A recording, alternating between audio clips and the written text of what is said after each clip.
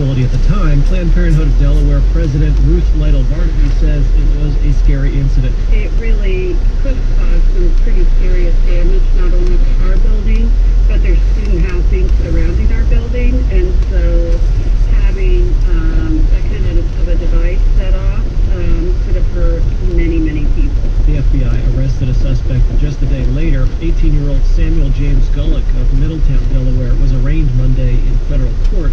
Lytle Barnaby says Planned Parenthood is telling staff and clients to be extra vigilant and on the lookout for suspicious activity. From the Delaware desk, Mark Eichmann, WHYY News. Last October, a federal judge ruled the nonprofit Safe House did not violate the U.S. Controlled Substances Act. The ruling was considered a huge win in a long legal battle between the nonprofit, which wants to open the nation's first supervised injection site, and federal prosecutors who sued the group to prevent it from opening. But that ruling wasn't final, and now the Safe House is asking for an official order from the judge that would allow it to open. Rhonda Goldfein is the vice president of Safe House.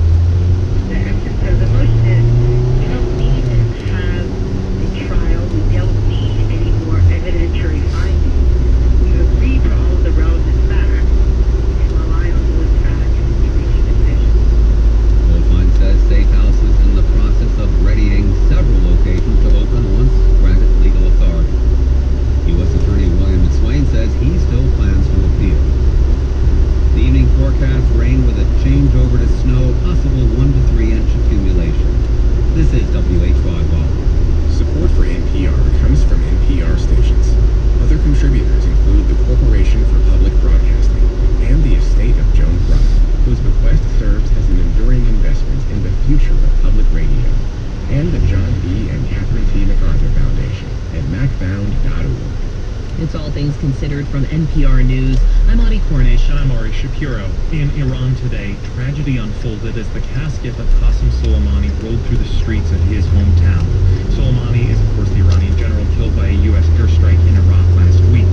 As his body was taken home for burial, a stampede killed dozens of mourners. That's according to Iranian state media. Soleimani's death has elevated the already high tensions between Iran and the U.S. and raised the possibility of war. Key questions now are how and when Iran will respond to the U.S. attack. Questions that our co-host Mary Louise Kelly put to Iran's foreign minister today. Mary Louise is one of the few Western journalists in Iran right now. And today, on the sidelines of a big foreign policy conference there, she was granted a sit-down interview with Javad Zarif. They told her, you get exactly 10 minutes. Foreign Minister, thank you. Our time is short, so I will be direct. Does Iran consider the U.S. killing of Qasem Soleimani an act of war? It's an act of terrorism and an act of war. It is both terrorism and war, you believe, on behalf of the U.S.? Yes, but it has to be basically calculated. One, against Iraq. Territorial against Iraq. And it also violated with the Iraqis. And that is why the Iraqis decided to kick him out. It left the feeling of many people across Iran and the rest of the world. And the reaction to that would be to make it impossible for the U.S. to continue to stay in this region. That is why I say the days of the United States in our region are numbered. The third is a citizen and a senior official of Iran. We're responsible under international law for protection of our citizens. This was an act of aggression, an armed attack, and albeit a cowardly armed attack against an Iranian official in foreign territory, it amounts to war, and we will respond according to our own timing and choice. But we were on the streets in Tehran yesterday. We saw flags, banners with revenge written across them. What does that look like? Well, that looks like the United States has committed a grave error. A grave error. It will pay for that grave error. Can you be specific? Well, the Parliament of Iraq asked them to leave. The people of Iran asked them to leave. And the people of Iran are asking the government to do what it takes for the United States to pay for its crime. But what will Crimes Iran's against- response look like? Well, we will decide. We will decide. The United States. There's nothing on or off the table. Well, in exercising our right to self-defense, we are only bound by the United States, which is not bound by international. The U.S. would go on. U.S. would differ.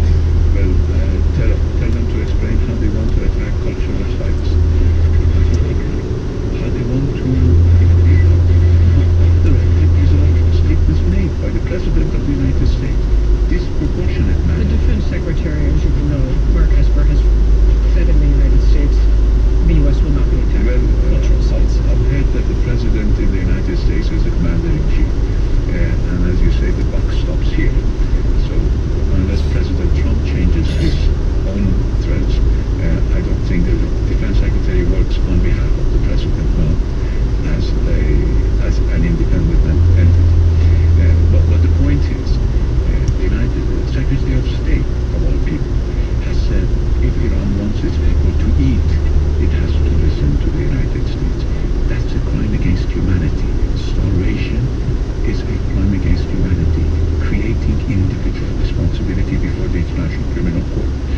These are the statements that are being made. I'm not making them up. I mean, the Newsweek headlines, the headlines in the United States. You were supposed to have. They can differ with me, but I don't think they have any grounds to differ. You were supposed to be able to make this case in New York at the United Nations this week. You were set to address the United Nations Security Council. Not this case. Actually, the President of the Security Council invited me over 20 days ago, the current President. Will you be able to go? No, unfortunately, because Mike Pompeo decided that I was too dangerous for the United States.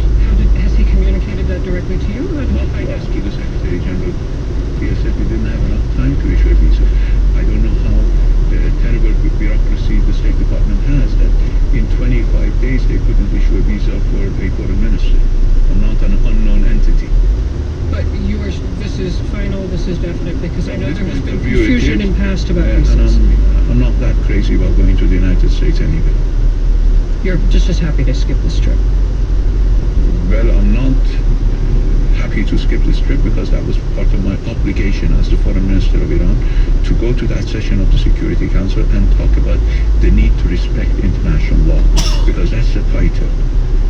The need to respect the principles of the UN Charter. Secretary Pompeo, in past, when this has been an issue with Iranian diplomats such as yourself come into the United Nations in New York, and visa issues have been difficult, has said a nation that has killed U.S. citizens, that has knowingly killed hundreds of Americans, why should they be allowed to come to the U.S.? Why should a nation that knowingly supports international terrorist groups, why should they be allowed to come address the United Nations? Well, now, I mean, these allegations are easy to make, but we see who is killing and who is maiming and who has killed 1,000 Iraqi scientists. Iran has sent weapons that have killed hundreds of Americans in Iraq. You know this.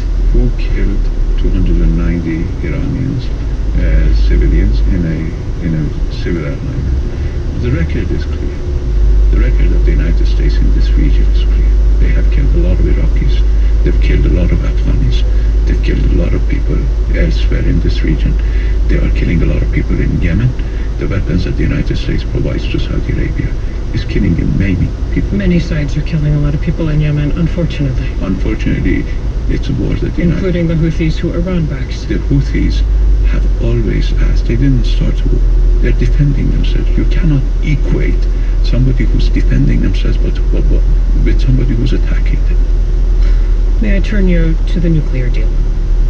We have heard from Iran that Iran will suspend compliance with the remaining limits in the nuclear deal. Is this the end of the deal? No, we didn't say we will suspend complying with the remaining limits. We said that we have taken 4 steps. Our 5th step would be to suspend compliance with the limit on the number of centrifuges. That means effectively that all limits on our centrifuge program are now suspended. Why do this now?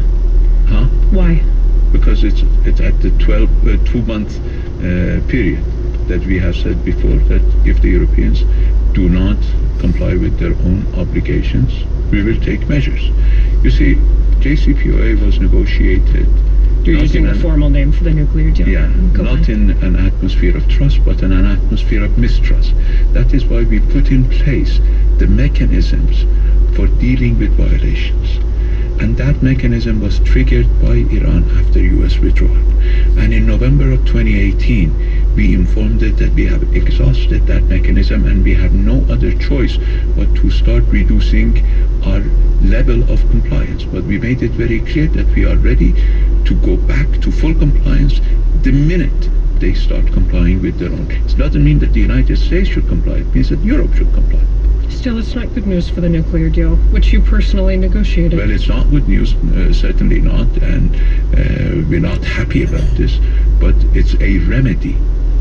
When you execute somebody or you imprison somebody for committing an offense, you certainly are not happy for depriving somebody of their life or of their liberty, but you have to do it because it's a remedy that the law has provided in order to prevent lawlessness. This is a remedy provided in the deal. So this is Unpleasant. not Iran racing to build a nuclear bomb. No. If we wanted to build a nuclear bomb, we would have done it a long time ago. Iran does not want a nuclear bomb, does not believe that nuclear bombs create security for anybody, and we believe it's time for everybody to disarm rather than to arm. Last question. There are something like 5 U.S. citizens still being detained in Iran, including the aging Bakr Namazi, who is in ill health. He's not detained. He's here. He's here. He would probably prefer not to be. Well, he's an Iranian citizen. Is there hope for future exchanges? I don't think that this action by the United States helped. We had proposed a universal exchange of all prisoners, and we were doing that in good faith. We released an American citizen for an Iranian citizen. That could have continued. But You're talking now- about the recent exchange of a Princeton graduate student who was an American held here. Yeah, Mhm. and an Iranian professor Yes. who had been held without. And those channels are still open? I don't think this time we can discuss those issues. We have to deal with the present issue at hand, unfortunately. If I'm hearing you correctly, you're saying there will not be future exchanges while the situation is so Well, tense I between think Washington. those talks are certainly suspended. Foreign Minister Zarif, thank you for your time. Thank you for being here. That's our co-host Mary Louise Kelly talking with Javad Zarif today. Our team is in Tehran all week reporting on the fallout from Soleimani's death and the state of U.S.-Iran relations.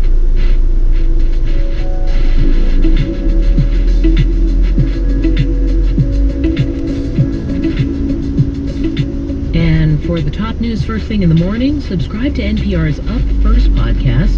It's the news you need to start your day, weekdays, and now Saturdays too.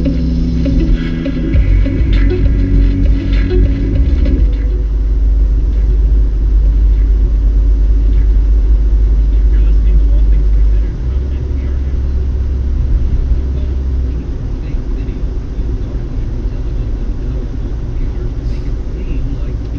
Saying things that they aren't saying. It's not just somebody taking video editing software and slowing something down or speeding it up. Facebook now says it will ban such videos from its platform. Details in 20 minutes on WHYY's All Things Considered. Play WHYY. Say it with me. Play WHYY. Make it a habit. Strengthen that beautiful bond between you and your smart speaker. You can hear what's on and find out what's going on. No hands. Just say play WHYY. You're welcome. That Phase 1 trade deal last month, the market's kind of yawned. The news from the Middle East the past couple of days, Then the eventual outcome is hard to anticipate and comes as a surprise. The market does react. I'm John Roosevelt. When the markets know and when they don't. Next time on Marketplace. Join us for Marketplace this evening from 6:30 to 7 following All Things Considered on WHYY. Supporting WHYY, Comcast. Recognizing the nation's military for their dedicated service, Comcast is committed to hiring 21,000 members of the military community between 2015 and 2021. ComcastCorporation.com/military.